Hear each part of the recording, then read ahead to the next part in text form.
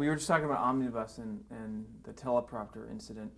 Do you remember the historian that worked on that show? Alan Nevins, very respected, and he kept a very sharp lookout for any inconsistency with the record. I mean, I don't think we said a word that wasn't historically correct, taken from the congressional record or from the written record or some reputable source. Now, But the material was constantly being juggled around, and this wasn't a. This was, as I remembered, only a segment. It may, I don't know. It may have been a full afternoon. I just don't remember. But I know I played John Quincy Adams. and would you say that, describe the type of material that was being produced for live television at this point? Was it original material, or was it drawn from the history books? Omnibus was like its name. It was something that carried everything. And there was a wonderful master of ceremonies, Alistair Cook, who was the master of ceremonies and who guided us from one section to another. Whether the piece about, I think the piece with Alan Nevins was a full-length piece. Omnibus was a Sunday afternoon show that I think lasted about 2 hours. But I'm guessing. And I know it was very popular. And I think I did 7 of them. And it was classy. It was a classy show. Now, that was that particular episode was in 1955. A year prior to that, you starred with Jessica Tandy in a regular television series called The Marriage. Tell me about that. Well, I'll go back a little before that. We had done a play called The Four Poster, which was just the two of us. And it was a big hit. We gave over between 600 and 700 performances of it. In New York? You know, well, in New York and on tour. Someone took over from us in New York. I think, I won't struggle with who took over from us. I think it was Burgess Meredith and Betty Field, but I'm not sure. And then somebody took over from them. This was a big, rich, smacking success, which I had put under option and stumbled over and got tried out, and I was producer, occasional director, and so on, and the two of us played it. And anyway, there was producers were looking for other material which Jesse and I could do together. And we finally did 2 seasons of a radio show called The Marriage. And it was very successful. It was, today it would be considered a sitcom. And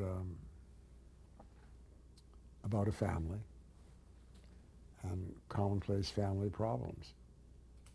And it was being done by NBC, and they wanted me to do a television of The Marriage. And we were very uncertain about that because we thought we could be stuck doing this forever and forever. But we finally agreed to doing a summer replacement, which was considered déclassé. You didn't appear in a summer replacement if you could appear in the fall, in the winter season. But There was a slot that we could have with the understanding that at the end of the 8 shows, which we were to do, 1 a week for 8 weeks, if we didn't want to continue, we could walk away from it. You couldn't make that deal today, no matter who you were. You just couldn't do it. The studio would have too much invested in the show. But we did this, and we did, and it also, despite the fact that Jessie, my wife, had a miscarriage on the day of the first show, we had to run a film. So in the end, we only did 7 episodes. The president of NBC was then Pat Weaver. That's Sigourney Weaver's father. And he was someone I knew quite well, and he was very anxious that we continue. He said, we've got sponsors all lined up for the fall. You must go ahead. You have a big hit on your hands, and so on and so forth. And we didn't want to do it.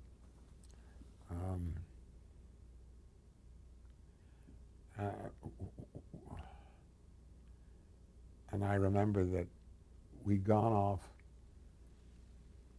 we'd done our season, and we'd gone off on a brief fishing trip, Jessie and I, with Kazan and his wife. And we were down fishing in the Bahamas, and I got word over the boat's radio that a small plane that someone was coming out to see me from New York, from the agency. And I remember Kazan's disgust and said, "You mean to say you're going to take an afternoon out of our holiday and talk about television?" And I said, "Yes, I can." I said I would do that. The agency who represented us then was Ashley Steiner. That's Ted Ashley, and a man who's dead now named Aaron Steiner. And they had to get this settled if they were to get the slot set for the fall with the sponsors that they wanted. And we had been backing away from it. And Ira chartered a small seaplane and came down and found us in the Bahamas. And he landed and he came aboard, and Kazan and his wife had gone off fishing. They were disgusted. And we sat in the back and we tried to tell Ira why we didn't want to do the show. And the discussion went nowhere for a while. And Ira was sitting there on my left, and Jessie was right across from me. And Ira would say, "Look, let's cut through all this crap. We've talked. I'll ask you one question. And if you give me the answer to that, and I'll know whether you're serious about this or not. If you could, next year, be in the position that Lucy Ball is today, would you do it?" And I looked across at Jessie, and Jessie said, I said, "I'm sorry, Ira, I'm afraid the answer is no." He said, "All right, that's it." And he got up and he dived overboard. And he was quite corpulent, sweet man. And he was swimming, and he came up to the surface, looked up at us, and he said, "There's a lovely shell down there. God, I'd like to get it, but I can't reach it. Lovely big shell." Dad, insult to injury, Jessie dived in, went down, picked up the shell, brought it up to him. Of such small, trivial things our memories made.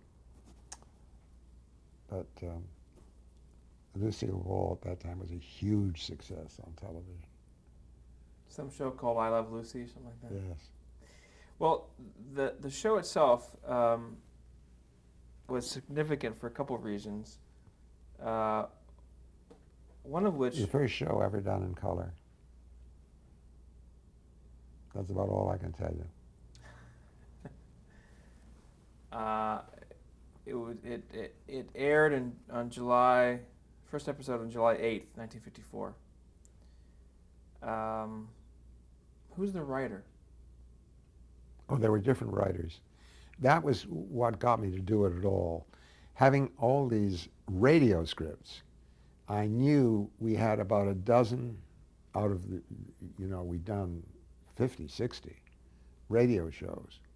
We had at least a dozen that we could transfer to television. They lent themselves to television. And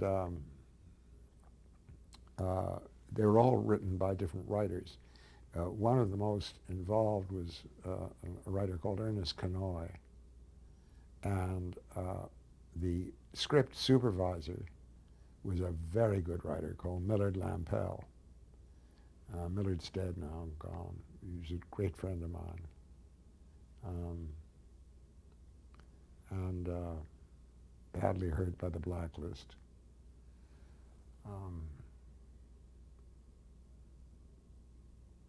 Those were in the days when the blacklist was a real horror. Any stories that stand out regarding that? Well, one of our directors, and we didn't have the same director every time, one of our directors on one of the television shows of the marriage was a man named Mark Daniels. And we were going along one day rehearsing, and Mark said, he took me aside and said, Hume, you're never going to sell this show. I said, we aren't? Why? Pat Weaver thinks we are. He said, you're blacklisted. I said, I'm what? He said, you're blacklisted. He said, I've tried to get you for 2 other shows in the past season, and the agencies won't touch you. I was very apolitical. I stopped the rehearsal. I went up to Pat Weaver's office, and I said, Pat, do you know you're financing and developing a show which you can't sell because I'm blacklisted? He said, what? He said, I'm blacklisted. He said, I don't know anything about it, but I'll get somebody up here who will know. And he called the legal department, and they brought up a young lawyer carried a small file with him, file cover. And he said, Mr. Cronyn has been telling me, and he told him the story. He said, do you know anything about this? And he said, well, we have a report on Mr. Cronyn, but we thought there was no validity to it, and that it could quite safely be ignored. And I pried some information out from them, and I remember one incident following that. Shortly after that confrontation with the lawyer from NBC, I went to CBS, and I asked to see Danny O'Shea, fervent Catholic, very Irish, passionately anti-communist, and I said, I've had this report that in certain quarters I'm being blacklisted, and I want to know why. And he was wonderful. He said, Mr. Cronyn, if you've been prevented from appearing on this network, I don't know anything about it, and I should, because I'm the head of the department. But I will find out, I will tell you what you've been prevented from doing and why. Well, you couldn't ask fairer for that. He said, if you come back in about a week's time, and I'll do the research. And I came back into his office in about a week's time, and his secretary handed me 2 plain sheets of paper. No letterhead on them or anything. And on one was a list of shows where my services as an actor had been requested, and the other was a list of associations that I had that were suspect and made me, quote, politically unreliable, unquote. And I looked at the shows that I'd missed, none of which I'd heard about, and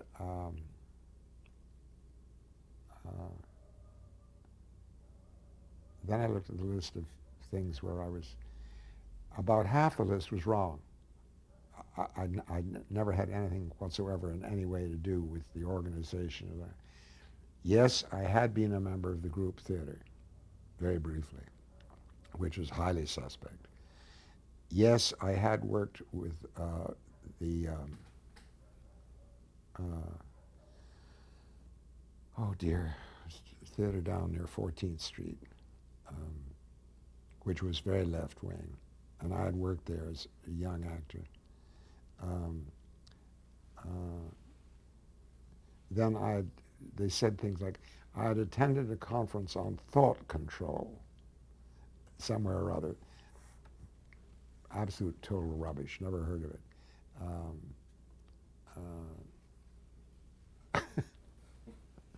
And I don't know, this and that. It was all hogwash. But I must say, I never felt it. I didn't suffer at all. But I could have done. And obviously NBC just brushed it aside. And they were right to. I mean, it had no substance at all. At that time, I wasn't an American citizen. Even if I had been attracted, which I never was, by the communist philosophy and dogma, I doubt very much that anything would have got me to join, because it would have imperiled my later becoming a citizen. In fact, I made it a point from when I first came never to become involved in any political activity. That's interesting, considering your father was in politics. Yes, it is.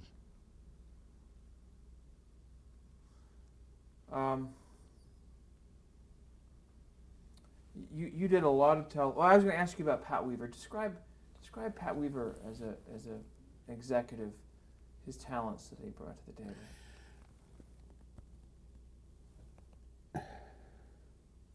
I can't. It's not because I don't want to, but I knew him well, and I knew his wife Liz well, and she was a very attractive English girl who at one point had been a roommate of Jessica's in England. And I knew them both before they met, let alone married. So my knowledge of them just socially was, and I knew that he was a tremendous enthusiast for anything that he did or was involved in, and he was very bright. I don't know why I'm using the past tense. As far as I know, he's alive and well. Mm-hmm. His daughter is a great friend of ours. Well, I just want to finish up with the marriage then. You chose not to continue after those 7 episodes. And I think it was the right choice too, no matter how popular it could have become or how rich we might have become. Was a unique element of that show that it followed a quote-unquote ordinary couple and their relationship? Was that an element that was unique compared to the other shows on television at that time? I don't know.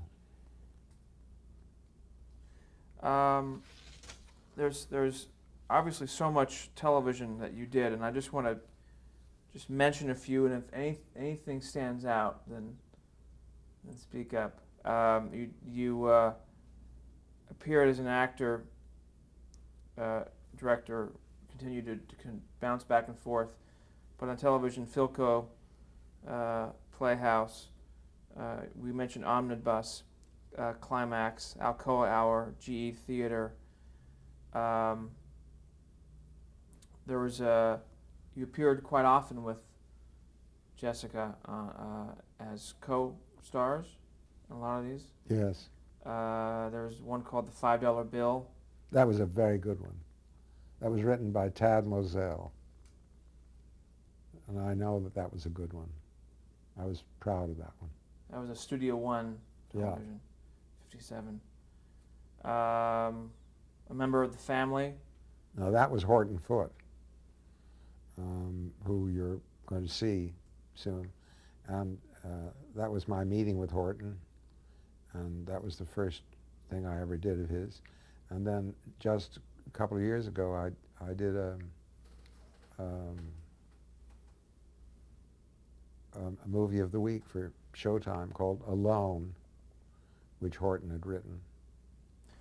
And he was a very good writer and a darling man.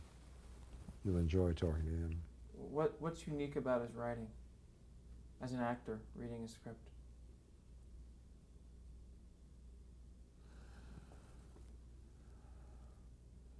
Horton writes really almost exclusively about Texas.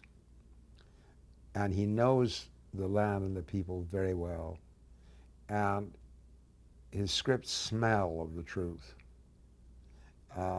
He's a wonderful reporter of character incident, and has great compassion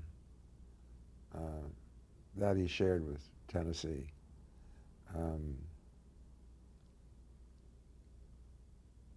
I don't know how I know when I'm reading something first class. I mean, I couldn't give a lecture on it. It's one of the reasons I avoid, if I possibly can, talking to classes about literature. I think I know it when I see it, or I know it at least for myself. And Horton's quality. And Mademoiselle was quality. And the director, he directed one of those, if not both of them, was Mulligan. Well, for member of the family, actually, it was Norman Felton. Oh, it was Norman, right? Yeah. Do you know who wrote who? $5 bill. I don't have in front of me who directed. Well, anyway, Mulligan was a director I worked with numbers of times in the live television days. I think he did Bridge of San Luis Rey.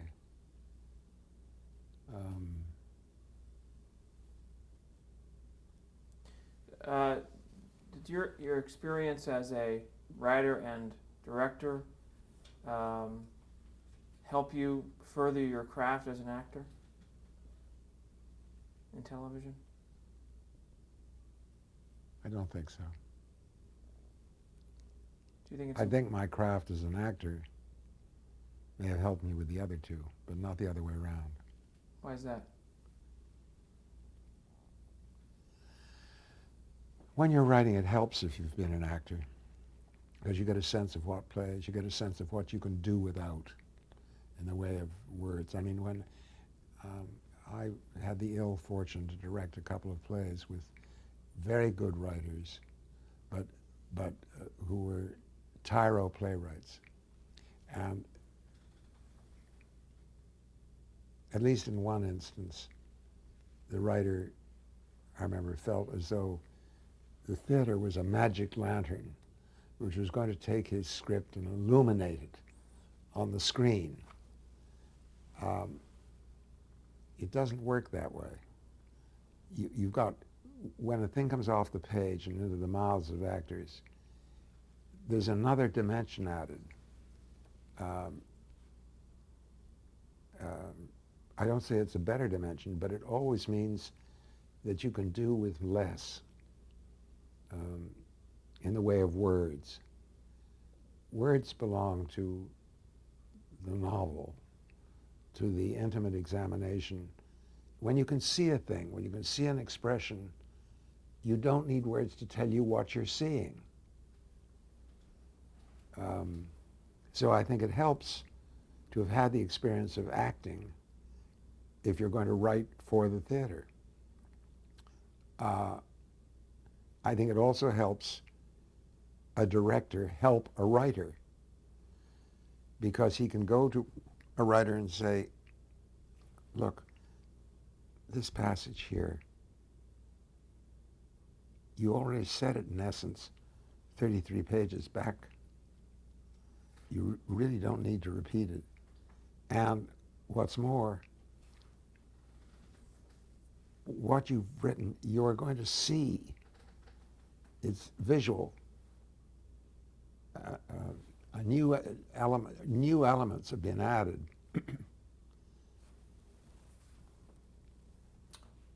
What I just want to stay with live television here. What was the process for you specifically on preparing for a Studio One or a Philco Goodyear? I mean, was it like you got a script on one day and you rehearse, and just walk us through real briefly the process of doing a show? Well, I sure as hell hope I don't get a script one day and have to rehearse the next day. I mean, I want a script, and the older I get, the more in advance I want the script. And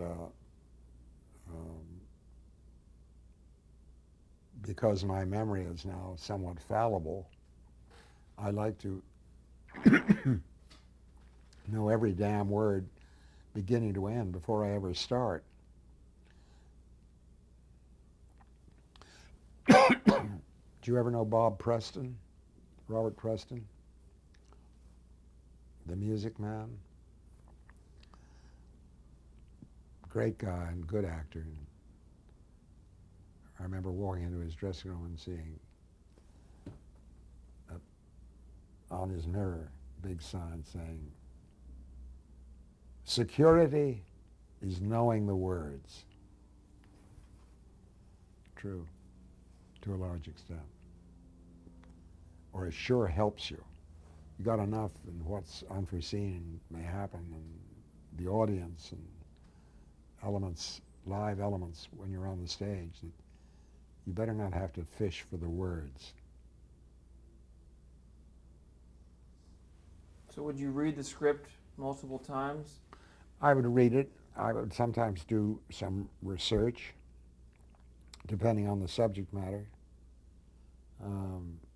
Go to the library, at least my own library, look things up, be sure I understand the references, then slog it out, remembering it, committing it to memory, and then going through it with somebody, preferably not my wife,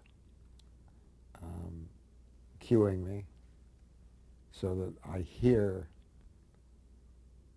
what's being spoken and don't just read it. You get it visually and orally. And the same way with learning. If I'm learning something, I find I spend quite a lot of time walking around, saying the words. You have to be careful where you choose to go doing that, because you look as though you're a madman. Or at least somebody with serious problems.